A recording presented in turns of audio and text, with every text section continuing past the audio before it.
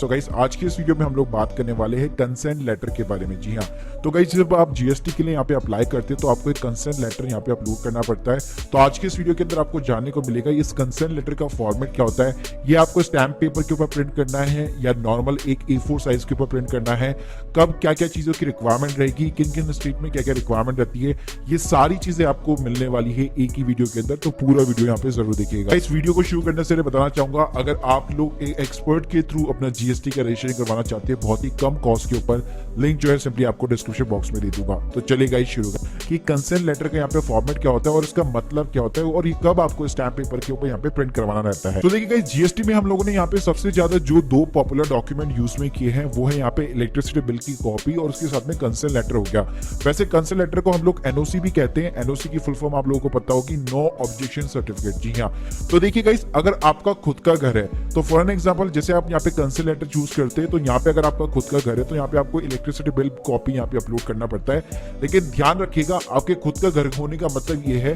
कि जो बंदा जीएसटी के लिए अप्लाई कर रहा है, जिस बंदे के पैन कार्ड के नाम पे आप जीएसटी अप्लाई कर रहे हैं, इलेक्ट्रिसिटी बिल कॉपी में भी उसी बंदे का यहाँ पे नेम जो है होना चाहिए। लेट सपोज अगर आपका खुद का घर है लेकिन मान लीजिए आपके फादर के नाम पे बिल आता है तो ऐसा नहीं होगा, उस केस में आपको एनओसी की रिक्वायरमेंट पड़ेगी। या फिर लेट सपोज अगर आप किसी रेंटेड प्रॉपर्टी के ऊपर रह रहे तो उस केस में भी आपको एनओसी यानी कि कंसेंट लेटर की रिक्वायरमेंट पड़ेगी। देखिए गाइस सबसे पहले हम लोग फॉर्मेट की बात कर लेते हैं। तो फॉर्मेट में यहाँ पे आपको ऊपर कंसेंट लेटर का एक यहाँ पे वर्ड मिल जाएगा, उसके बाद में नीचे आप देखेंगे यहाँ पे लिखा होता है simply this is certified that I name of the owner, यानी कि जिसका नाम भी बिल के ऊपर दिया हुआ है। क्योंकि देखिए यहाँ पे जब आप जीएसटी करेंगे ना तो यहाँ पे सिर्फ आपको एक डॉक्यूमेंट अपलोड नहीं करना, एटलीस्ट यहाँ पे आपको 2 डॉक्यूमेंट अपलोड करने हैं जिससे आपके जीएसटी अप्रूवल होने के चांसेस इंक्रीज हो सके। तो यहाँ पे अगर मान लीजिए अगर आप बिल लगाना चाहते हैं तो बिल के ऊपर जिसका भी नाम है तो एनओसी के अंदर भी भाई उसी का नाम यानी कि नेम ऑफ द ऑनर आएगा। उसके बाद में ऑनर ऑफ द प्रॉपर्टी यहाँ पे लिखना पड़ेगा आपको एड्रेस। आपका इस एड्रेस यहाँ पे एग्जैक्टली आपका जो भी बिल होगा ना उसके साथ में मैच होना चाहिए।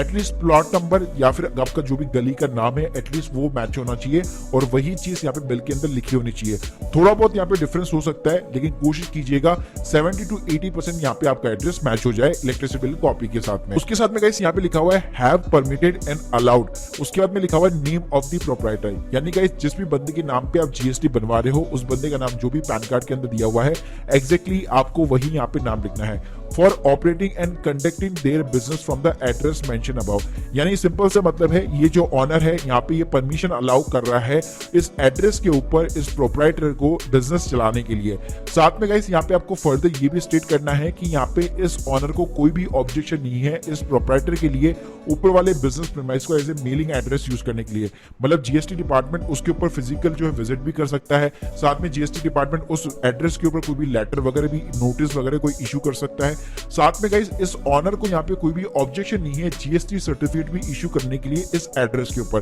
तो गाइस ये जो 3 कंसेंट है बेसिकली कि एक तो अपना बिजनेस चलाने देना और उसके लिए मेलिंग एड्रेस को यूज में करना और साथ में जीएसटी सर्टिफिकेट इशू करने पर भी कोई ऑब्जेक्शन ना देना, तो इन तीनों चीजों के ऊपर उस प्रॉपर्टी ऑनर को यहाँ पे कंसेंट जो है प्रोवाइड करनी पड़ेगी। साथ में गाइस नीचे आपको सिग्नेचर चाहिए होगा उस ऑनर का जो भी प्रॉपर्टी का ऑनर है या जिसका नाम भी इलेक्ट्रिसिटी बिल कॉपी के अंदर दिया हुआ है। तो गाइस यहाँ पे अब 2 चीजें आती है, या तो आप क्या कर सकते हैं आप सिंपली A4 साइज के अंदर ये सारी डिटेल्स फिलअप करके उसको आप प्रिंट निकालिए और सिंपली यहाँ पे नीचे ऑनर की सिग्नेचर ले लीजिए। और गाइस जब आप जीएसटी के लिए यहाँ पे सिंपली अप्लाई कर रहे हैं तो कंसेंट लेटर के ऊपर क्लिक करके आप उस फाइल को यहाँ पे अपलोड करा सकते हैं और साथ में अपना जो इलेक्ट्रिसिटी बिल कॉपी है उसको भी आप अपलोड करा सकते हैं। गाइस अच्छी बात है पोर्टल जो है आपको 2 बार अपलोड की यहाँ पे सुविधा प्रोवाइड करता है। जैसे मान लीजिए आपने एक जो है यहाँ पे इलेक्ट्रिसिटी बिल कॉपी जो है यहाँ पे अटैच कर दिया और मान लो आप वापस जो है कंसेंट लेटर अटैच करना चाहते हैं तो आप 2 फाइल यहाँ पे अपलोड करा सकते हैं। तो ऐसा नहीं है कि यहाँ पे आपको एक ही फाइल यानी कि कंसेंट लेटर अपलोड कराना है, आप एटलीस्ट यहाँ पे इलेक्ट्रिसिटी बिल कॉपी और उसके साथ में एनओसी अटैच कर सकते हैं। अब गाइस दिक्कत क्या होती है ना, कई बार ऐसा होता है कि मान लो इलेक्ट्रिसिटी बिल जो कॉपी होती है उसके ऊपर किसी और का नाम होता है, यहाँ पे ऑनर जो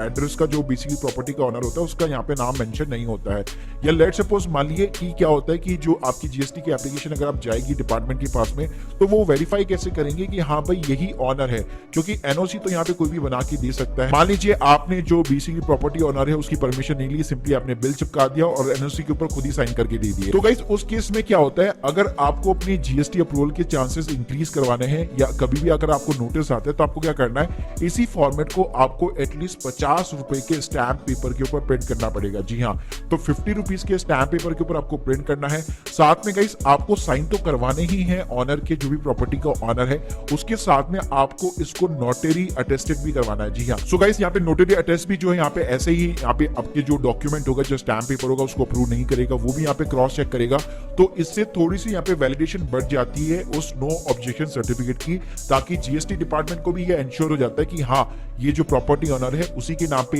एनओसी बनी हुई है और इलेक्ट्रिसिटी बिल कॉपी भी जो है ऑनर के नाम पे, तो वो यहाँ पे जीएसटी सर्टिफिकेट इशू कर देता है। और गाइस कई केसेस में ये भी हो सकता है जो कंसेंट लेटर है, इलेक्ट्रिसिटी बिल कॉपी है, उसके साथ में कई बार जो है बेसिकली जो ऑनर ऑफ द प्रॉपर्टी है उसका पैन कार्ड भी आपको अटैच करने के लिए बोलता है। लेकिन ये सारी चीजें आपको तभी करनी है जब आप एक बार एप्लीकेशन डालने के बाद में अगर आपको जीएसटी की तरफ से नोटिस आता है और उसके रिवर्ट बैक के अंदर अगर आप कोई भी रिप्लाई करना चाहते हैं तो उस केस में डेफिनेटली आप consent letter, electricity bill copy हो गया और उसके अंदर पैन कार्ड है और जो भी मतलब प्रॉपर्टी ओनर का जो भी पैन कार्ड है वो आप तीनों चीजें यहाँ पे अपलोड करवा सकते हैं। बाकी गाइस अगर आप वन टाइम में ही अप्रूवल लेना चाहते हैं तो मेरी जो सेशन रहेगी personal recommendation as per my experience, आपको एटलीस्ट हमेशा 50 रुपए के स्टैंप पेपर के ऊपर अपनी एनओसी यहाँ पे अपलोड करनी चाहिए। तो गाइस अब आपको समझ में आ गया होगा कि ये कंसेंट लेटर का मतलब क्या होता है और कैसे इसको अपलोड करते हैं। तो जैसे मैंने आप लोगों को साथ में डिस्कशन की, अगर आप 50 रुपए के स्टैंप पेपर के ऊपर अपलोड करा सकते हैं तो बहुत ही अच्छी बात है, वरना आप सिंपली भी एक बार ट्राई कर सकते हैं और उसके बाद में अगर आपको नोटिस रिसीव होता है तो उसके जवाब के अगेंस्ट में आप नोटिस के जवाब के अगेंस्ट में